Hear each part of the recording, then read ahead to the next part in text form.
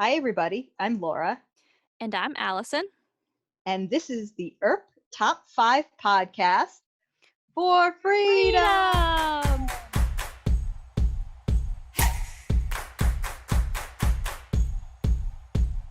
In this episode, we're going to be giving you our top 5 for episode 402, Friends in Low Places. I gotta say, Allison, this was probably my favorite Wynonna Earp episode ever. It's hard to say that it isn't, I think. I think it's up there. Yeah, I think it just had a bunch of everything good.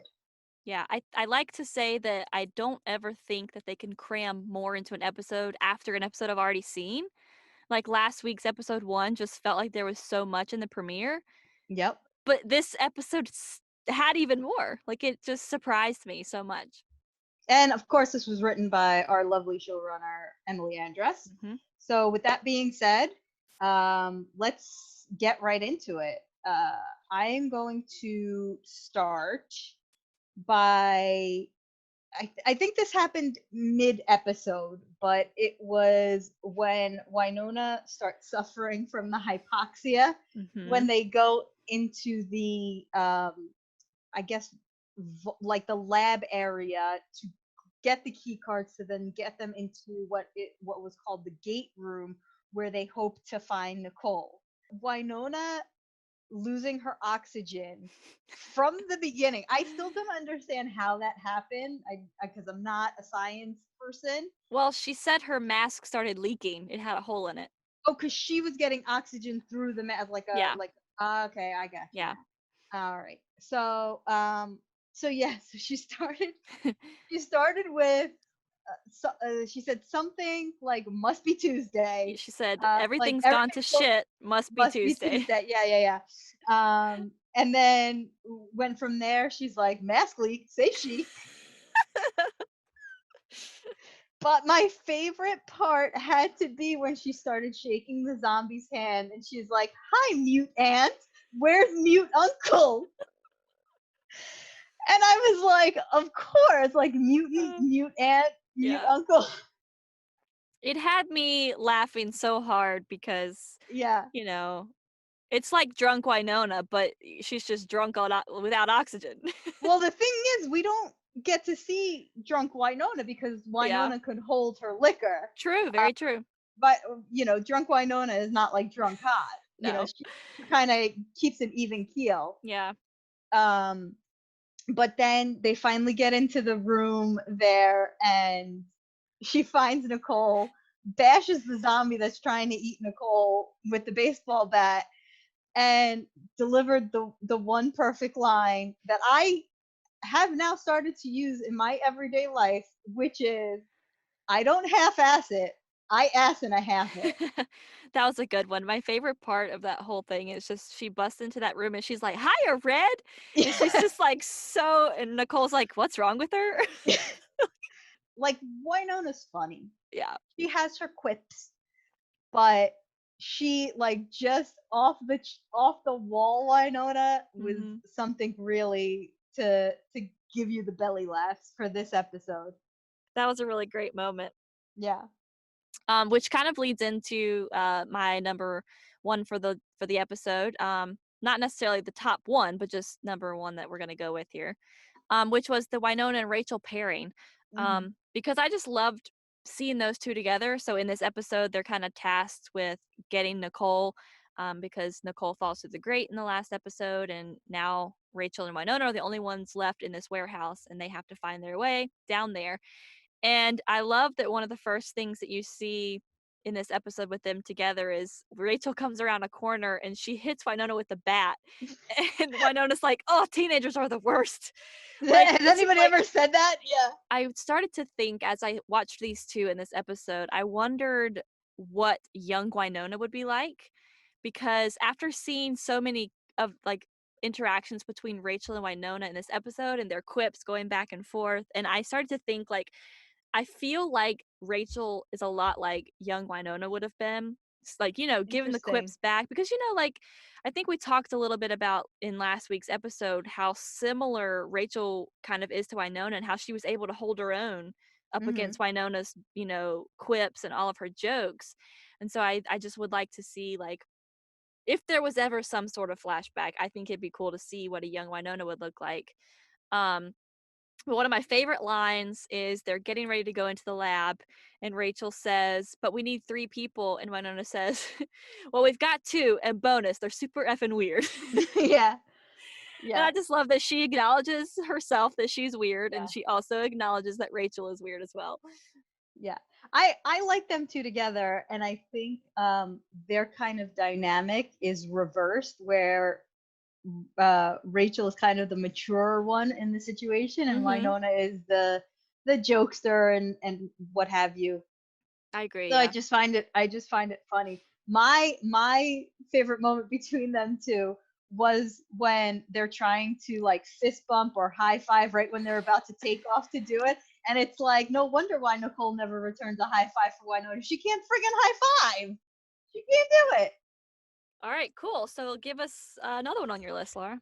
So my next one is Doc finding naked Nicole in the garden lair, we'll call Mhm. it, in the because I don't think it's the same place that the guy that Right. chopped off where the blood gets.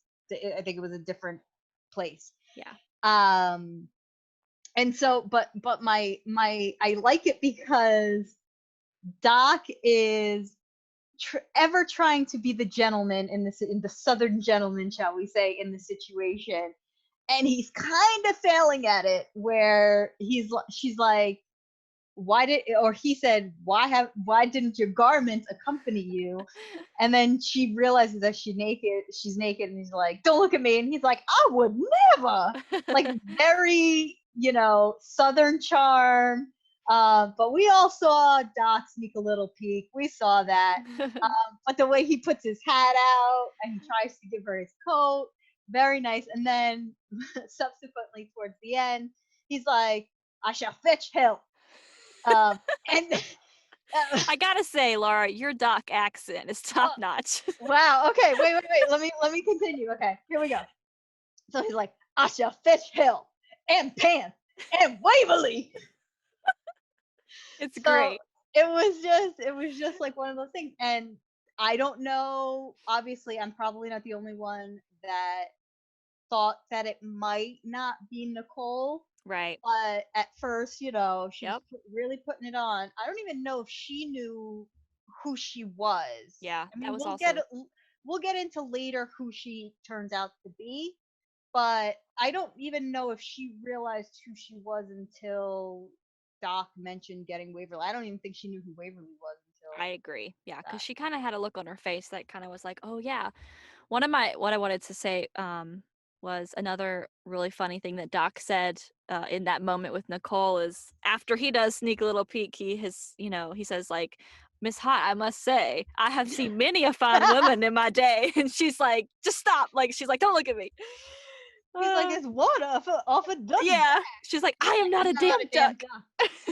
Well, that is a great lead in, talking about the Doc and Nicole moment, because the other thing on my list for this episode is Garden Eve slash Oh. Nicole, because, like you said, when we first see Nicole drop down into this garden, we're not entirely sure if it's Nicole or if it's not. But I want to preface this whole thing by saying that Caparel's range in this episode is astounding. Yes. Yes. Like, at first, as a viewer, when she came into the garden, I believed it was Nicole because Kat's so good at, like, having those traits and knowing, like, the traits of her character, but also making them just different enough to kinda, like, question it. And like you were mentioning with the whole Doc conversation, like, it felt totally normal, like a conversation that Nicole would have with Doc. Mhm. But I just love Garden Eve, because again, Caparella is so amazing. But the interaction that you see when Waverly finally gets down there, it makes you again question, like, is this Eve or is it Nicole? Because Waverly gets down, she's so excited to see Nicole, and she obviously has no idea that it's not Nicole first because all she's excited about is seeing her. She has Mhm. no idea. And of course she's like, you know, how'd you get here? But that's not really the first thing on her mind, you know? And so I just loved the tiny hints that Kat was able to sneak in there where you could see her trying to play it as Nicole, but also trying to play it as Eve, which we didn't know was Eve at the time. So like it's Hmm. such a a like a fully broad character that it's even so hard Yeah, to even think like who is this person at the moment, because we didn't even know it was Eve at that point. We just right. knew that it wasn't maybe Nicole. But the one thing that really caught my attention was that when Waverly and Doc were explaining to this Nicole that they have to feed the machine and you know what it's asking and why that alarm is going off, and Waverly says, yeah, we have to feed it blood, human blood. And it caught my attention that Nicole didn't immediately say, well, neither of you are human. Oh, interesting. I didn't even pick up on that. Yeah, because you know Doc's not human and Waverly's Right. only like half human. So I feel like Nicole would have been like, well, is the machine gonna work because you're not both human? So I was kind of interested to see, like at that point I kind of knew it wasn't Nicole, but it was interesting to see the conversation progress and kind of see Waverly sneak hints here and there, and but still she's just so excited to see Nicole that she's kind of trying to just believe that it is her rather than that it's not. Yeah. I mean, to your point and Kat's credit, I mean, she technically played three different characters in Yeah. one episode. She played, Nicole. She played Nicole, Eve trying to be Nicole, and then she played Eve for a little Yeah. bit. I mean, Yeah, it's so crazy. it's really and to that point again, I think that when she put on the flower bikini, um, I can't remember if like they were having any back and forth with her like fully naked, Mhm. except for like you're here, wow, Right. how are you here? Um, but I think when she was just like Soleil, I that's when it was like, yeah, that's not Nicole. Yeah. Nicole Hot would never say that. I don't Yeah. think that's not her. Yeah, it definitely felt a little off. So to jump off what you just said, my third moment on the list is when Eve, or we haven't learned that it's Eve yet. She's still Nicole. Gets released from the prison, and they start running out to the landscape there. She reveals herself to Waverly as being Eve. And then there's a little tussle between them, and Eve says to Waverly, "You brought your little cowboy." And again, let me clear my Doc throat. And he says, "I'm a gunslinger, you amateur." Um, but then Doc starts fighting with this Eve person. And the moment on my list is actually the punch transitions.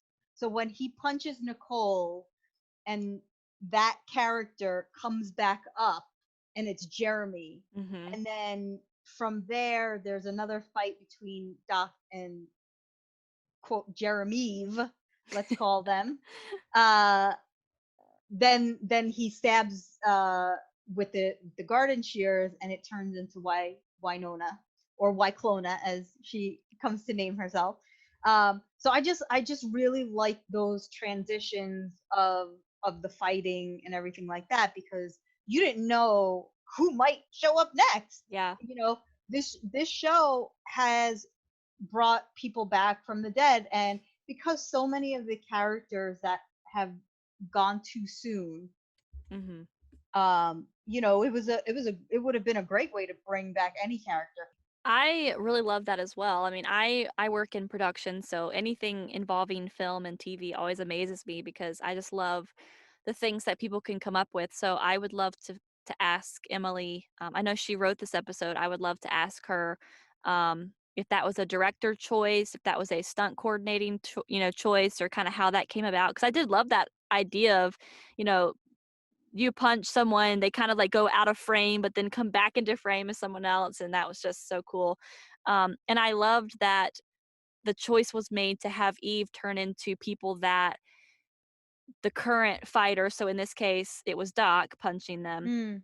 cared about. So I didn't even think of that. That it was Nicole for Waverly, but then it was Jeremy. I didn't even think and of then that. it was Wynonna for Doc. So, he Right, had right, these yeah. 2, which is a great way to segue into my number 3 because I had, Eve turning into Jeremy and fighting Doc as my number 3 because I think that over the past few seasons, we have seen this adorable relationship between Jeremy and Doc because when he first comes into the family, he's like a fangirl. He like Mm, loves Doc. He wants to be around Doc and like loves everything about Doc. But then they have this scuffle after Doc becomes a vampire and tries to like vamp attack on Robin, and Jeremy like doesn't like him anymore, so they're fighting. And so there's been this up and down with these two, and I love that when Eve turns into Jeremy, Doc, he's like, you do not get to speak as him, mhm, because he you can just tell that like they clearly have a good friendship because mhm, he clearly cares about Jeremy, because I think that Eve turns into the people that you care about. And so I love that it turned into Jeremy first for Doc and not Wynonna first, because they have this really good friendship. But one of the other favorite moments I wanted to mention with that is that the second time that Eve turns into Jeremy after, Doc stabs with the shears, or it's right before, um, he stabs Eve, before he stabs her. He says, or Eve says, "Oh God, there's so much useless pop culture knowledge in this thing," and Doc says, "It is not useless. It shows he has passion," and yeah, I just love that because people have always considered Jeremy to be the kind of like weird guy, and how he does have all this knowledge that like sometimes the characters just roll their eyes at. But it makes me really happy to see that Doc actually appreciates that useless knowledge, and he knows that it kind of makes Jeremy who he is. And as a person who grew up kind of nerdy and like liking things that not a lot of people liked, and mhm, people didn't always weren't always able to have conversations about those things that you liked because they weren't the same as everyone else's. I just loved hearing someone say, like, it doesn't make you weird. It just shows that you have passion. mhm. And I think Yeah, that speaks for the Earpers in a big way, yes, because a lot of people will call us crazy for fighting for a tiny little Canadian TV show. They will be yeah, like, why would you fight for this show? There's so many other TV shows you can fight for.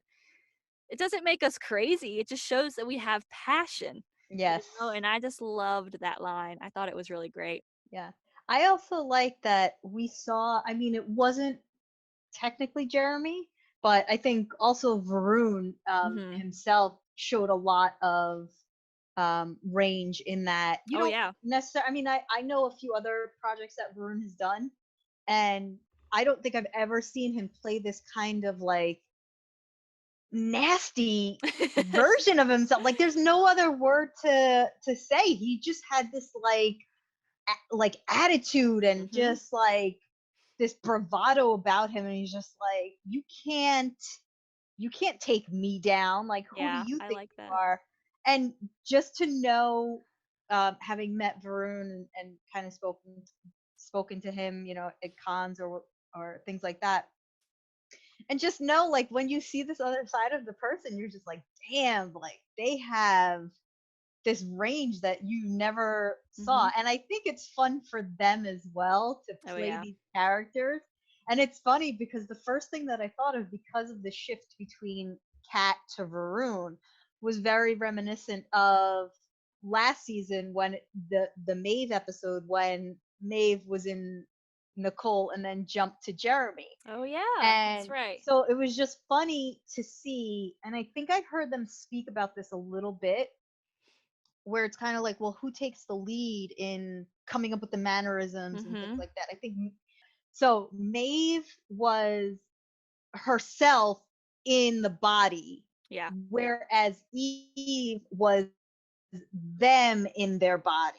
Does Mhm. that make sense? So Yeah. like, she was taking on their character, Eve was taking on their characteristics Yeah. in their body, but Maeve was just using their body Right. to do whatever, to speak or whatever her end game Well, was. people keep asking for a body swap. I think we've already gotten it. I think we've gotten two, yeah. So I think yeah, I think so. I really enjoyed those moments of that. So my fourth moment of the episode was the going back to kind of my first moment, but it's in the lab area in what they called the gate room, I right? think That's what it so. was called. Yeah. In the gate room where Wynonna faux proposes to Nicole with the ring. But my favorite, very specifically, my favorite part is when Wynonna's like, "I'm really sick of listening to you have really hot premarital sex with my sister in the house," and the like just the sheer you've been listening out of Nicole was just like, listen, focus on the task, okay? That's not what's important Yeah. here. The important thing is that she's, giving you an olive branch in the form of the ring that Waverly gave from her dead angel dad, who also took the ring from a demon serpent guy who tried to get into the garden. Who knows where that ring came from? But it was that was like my favorite moment because they kind of you went from last episode where Nicole was like, "I'm not going to give you my answer," Mhm. because she was still pissed at Wynonna at the time, and then to this time where she was like, I'm already spoken for," and then we also got, "If this is a proposal, it's missing some baby carrots" line. Mhm. And Wynonna's like, I don't know what that means. But and that was a nod to the fans because we still don't know what the baby carrots mean. But sure, let's have a proposal with them. Who knows? Do they mean anything? I don't. I really don't know. I they don't mean anything, but they just mean something. Yeah, They you're mean right. nothing, They nothing mean but something. nothing. They mean nothing and everything all at the same time. Yes, Yeah. yes, No, I really loved that moment too. The baby carrots was a nice callback, and then I love that at some point in that scenario, Nicole says, "I can't believe I may be stuck with you forever," yeah, which I love. yeah. Just to go further, I mean, that was really the moment that I liked. But just to, and I don't know if this is what you're gonna say, but further into that scene, um, Rachel throws the gun at Nicole and it goes off. I just had to bring that up, but again, because Okay, that should be listed under my Rachel and Wynonna moments yeah, because Wynonna's like, "With the safety on." yeah. She's like, I "Sorry, I'm sorry." I'm kind of confused of where Rachel pulled that gun from though. She was carrying a baseball bat. She wasn't using the gun on any of the zombies. Do you think it was in her mom's pocket, and when she realized it was her mom, she, like, saw it was in there or something That's a like good that? point. Because you're right, she didn't have it fighting zombies. If she had a gun, you think that she would have used it on the zombies, but Yeah. I wonder if she just found it. But anyways, we don't know that answer. We'll ask Emily later, but, um, I feel like our top 5 moments are really flowing really well this week because my number 4 is also, a why not moment, or moments rather, because I can't pick just one. I have said this a million times, but I love them, best friends forever. Yeah. No And take so backs. no take backs, and that is the line. They're bargaining with Rachel, and she's like, "You guys are black bad," and she's like, "No, we're two friends." And Wynonna's like, "Best friends." She said it first. No takes backs. No take backs. And I just love that. But I That think, just points out, but that just gives you the moment where they're diving deep into this like very tense like standoff, yeah, and then of like course, all of a sudden Wynonna's like, I mean, she said it first, no take backs, and it's yeah. just like alleviates the situation. Yeah, and it's so funny. And then I love that just the whole moment when they're down in the basement together, because you get this really raw moment where I feel like Nicole might have actually believed that she wasn't going to make it, Mm, because to your point, Nicole was mad at Wynonna in the last episode and wouldn't tell her answer to Waverly. But like when they're down in this basement together, she decides to just like go ahead and say it all, like, I'm already spoken for, I haven't had a chance to tell Waverly. So I feel like there's a moment where Nicole's like, okay, I am very, very injured Mhm. and there are zombies outside and I don't know what's going to come next. But she had her best friend here with her and she was going to tell her everything. And there was a line, Hopefully that she would be able to relay it to Waverly yeah, like then. maybe she was telling Wynonna these things so that she could relay it to her, which is really sad to think about. But there's this moment where, like, when after Wynonna is trying to get her into the garden and everything, but she realizes that Nicole is too hurt to Mhm. move, and Nicole says, "You have to go without me." Um, and Wynonna says, "Don't you dare do this to me, not after all of your guilt trips and punching." Yes. And, Nicole's like, "Yeah, we do have fun, don't we?" And so, Yeah. like, it's just a nod to, like, they have such an interesting friendship that, like, okay, guilt trips, punching, drunken, accidental drunken nights, and all these Mhm. fun things that you think about when you think about Why Not. It kinda just kind of encapsulates all into this moment where Nicole's like, "Yeah, we do have fun, don't we?" But I love that, and I also love that, like, we're only in episode 2, and we're already getting, like, the most quality why not moments that we've ever had. Yeah. Like, they would usually get, like, an episode per season that's, like, a really focused story on those 2, but I love that it's, like, happened in 2 consecutive episodes that we're getting all these moments, and the really big one for me was when Wynonna's, like, pleading with Nicole, like, "I can't do this without you," and Nicole says, "Actually, only you can."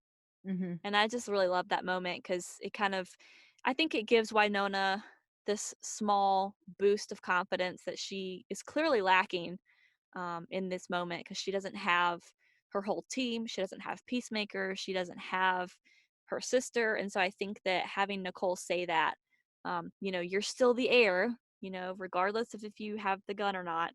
And so only you can do this. And I loved that moment. I also like the fact that come hell or high water, Wynonna was gonna try to get Yeah. Nicole to accompany her because She was gonna yeah, drag she her. was because, she didn't want like she came to her senses that like excluding Nicole or whatever is not the that's not the way to Right. go.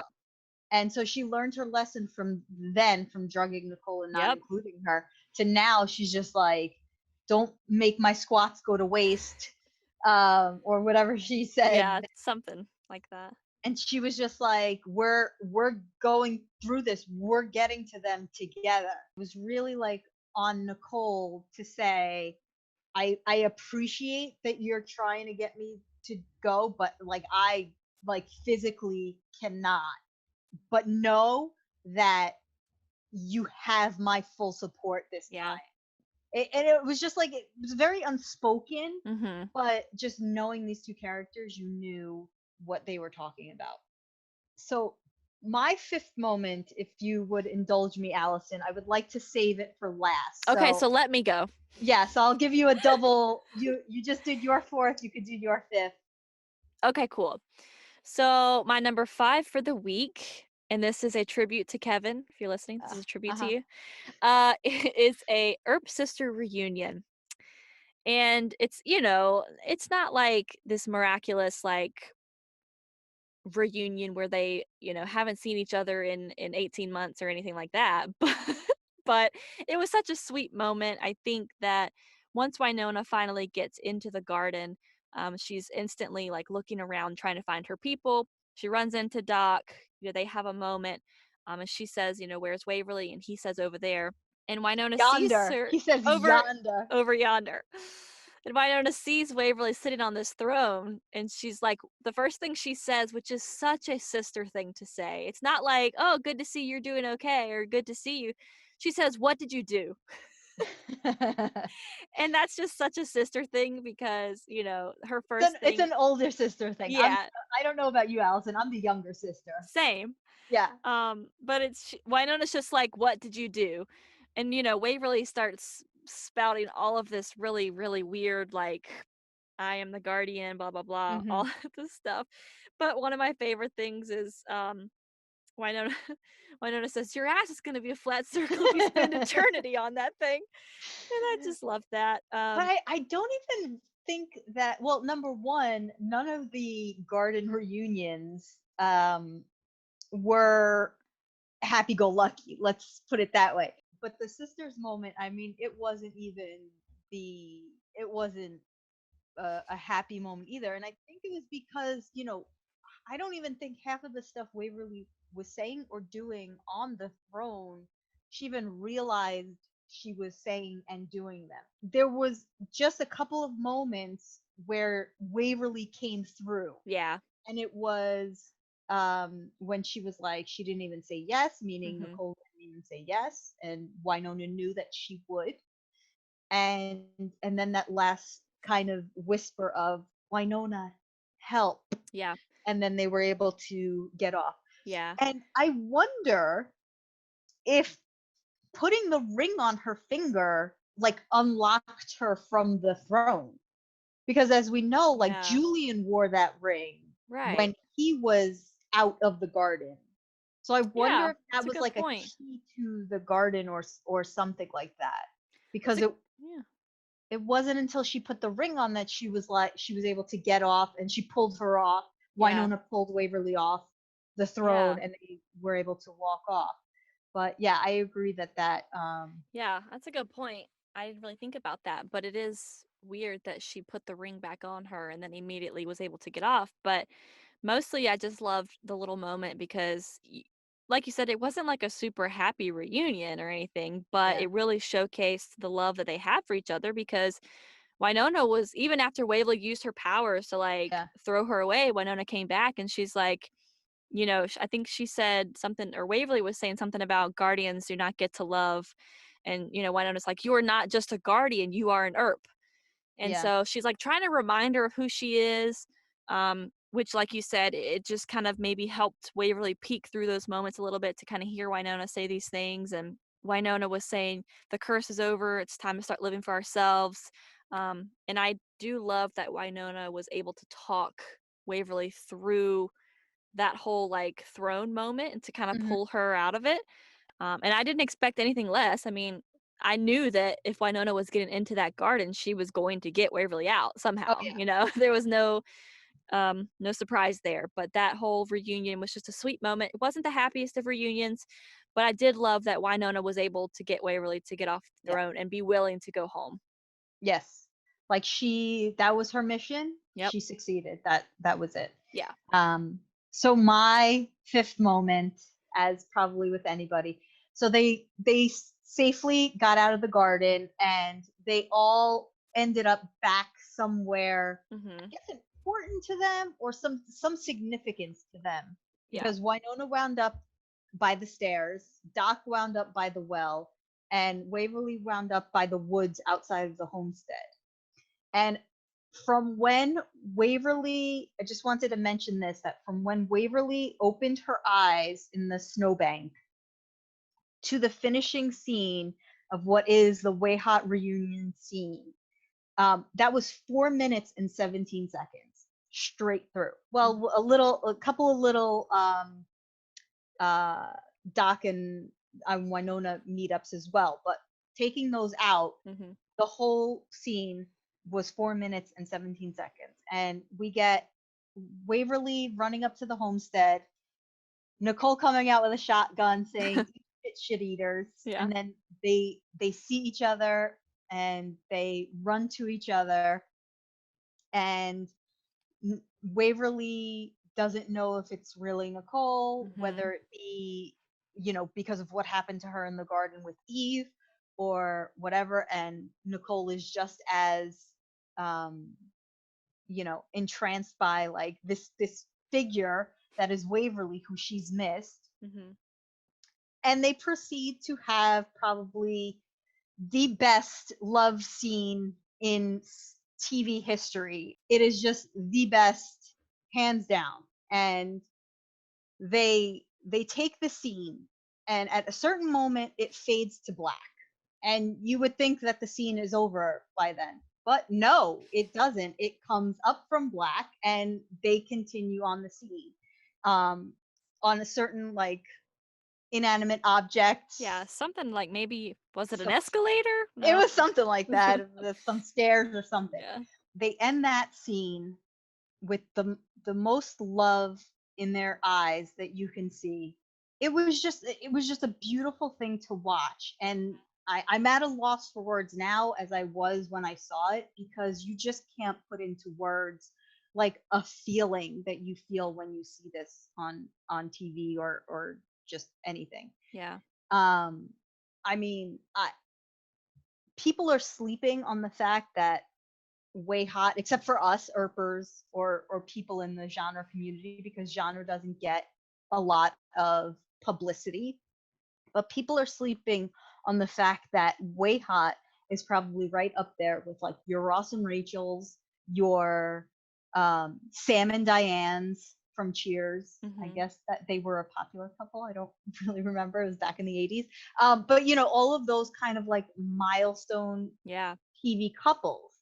And but my favorite moment is when they talk to each other, when they're mere inches apart and they're just talking to each other like, I haven't seen you in, for Waverly it's only been a couple of days, but we find out that for Nicole it's been 18 months, 3 weeks and 4 days that she has not seen Yeah. Waverly, and they just share this most intimate moment with each other, Mhm. and not even realizing that one person was gone for only 2 days and one person was gone for 18 months for the other person. And it's just the way again, I can't put it into words. It's very difficult to I just put think it into it just words. shows the level of passion and relationship. Like, it didn't matter if they were gone 2 days or 18 months. I mean, for Waverly, it was maybe 2 or 3 days, and for Nicole, it was 18 months, but they both still had this level of passion at being reunited, which just shows what a strong relationship they have. But even from Waverly's perspective and her point of view, even though she was just gone for a couple of days, like the first thing that she wanted to do, the first person that she wanted to go see, the first it was Nicole. And Yeah. even Wynonna knew that, and they knew, Doc and Wynonna both knew that that's where Waverly would go. It was the Yeah. first thought. I think it's also an important moment as a whole just for the LGBT community because, like, I was on Zoom with my friends while we were watching this episode, and majority of them identify as LGBT. I do not, so I always love when we get to have different perspectives on things. And so we were watching this episode together, and the moment came, and my TV for some reason was about 30 seconds ahead of theirs because they were watching on streams and I was Mhm. on cable or whatnot. But so I was seeing this moment and I was like, oh my gosh, I can't believe this is happening. And so I looked to my computer to look at my friends' reactions. And honestly, their reactions to the scene gave me more feels than the actual scene because I think it's the first Mhm. time in most of their lives that they have ever seen anything like that that remotely represents them as closely as that did, and to be able to see their faces just like in pure amazement that this is on cable TV right now. Like, I'm not going to skirt past the Mhm. fact that that was a pretty well done sex scene. You don't see a lot of things like that on cable. You don't see that much skin for sure. Like, they cover it up. They don't show as much passion. Like, you don't see that ever.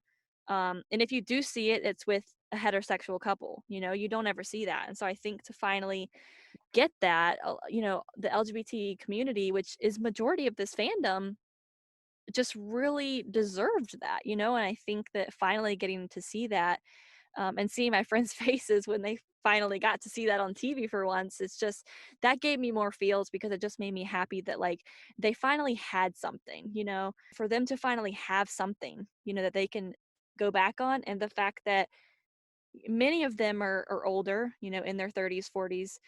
And now we have this scene that's going to withstand history, you know, teenagers, 20-year-olds will have this scene to Mhm. look at regardless of how long the show lasts. They're going to have this scene on TV, Netflix, wherever it ends up. I think that it just raised the bar for TV. And I think that other shows and other networks now can say, or now they can't say that they can't do that. They can't say they can't have a scene like that because we've seen it happen. So I think that it raises the bar, and I think it Yeah. makes them accountable to be able to give people the same representation. I agree with what you said, Allison. I mean, I do not identify as LGBT either, but I have many friends that do, and just Earp Twitter, Mhm. like you said, there's a majority of the fan base is LGBT. I really loved it. Yeah, I quite enjoyed it as well. So now let's decide really what's the final list here. So I think we can have the Wynonna and Rachel tag team friendship, since Yes. since we haven't seen since Batman and Robin. Uh, just the two of them getting together, teaming up, even though they can't figure out a high five to save their life. Um, they went through the lab together, and then to save Nicole. So I think that's our moment. Maybe number 5 moment. Got it. The next one, I think 4 would be Doc, um, finding naked who we think is Nicole, and trying to be the Southern gentleman that he is, and looking at her, or trying not to look at her rather, and fetching help for her in the form of Pants and Waverly. The third moment, would probably be subsequent to that, would be when we do learn that it is not Nicole, and we learn that Eve in the garden. How that's going to play out throughout the rest of the season, we do not know. We are very interested to find out, though. Yeah. Uh, the fourth moment is, with everything, the why not moments of the episode, in the gate room, how perhaps Nicole, agreed to send Wynonna on her own, to save Waverly and Doc, because she couldn't move with her broken leg in 3 places. Right. And the number one moment, I think, would have to be the Way Hot reunion, Yeah. uh, of just pure love and, just emotion and Mhm. feel. So there you have it, everybody. Those are our top 5 moments, for episode 402. Tell us what you think. Find us on the socials. Allison, where can they find us? Yep. You can follow us on Twitter at Earp Top 5. And you can follow me personally at Laura Meet World. And you can follow me at No No Way Hot. So see you next time. Bye, guys. Thanks for listening. Bye.